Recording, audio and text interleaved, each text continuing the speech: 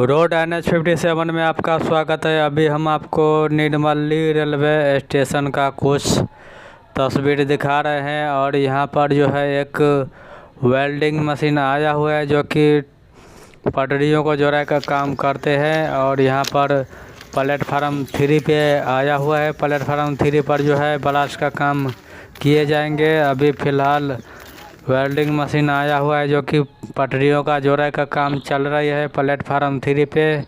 और आप सब जानते होंगे कि प्लेटफार्म 2 पर जो है सोलिंग कर दिया गया है, ढलाई किए जाएंगे, इसके बाद टाइल्स लगाए जाएंगे।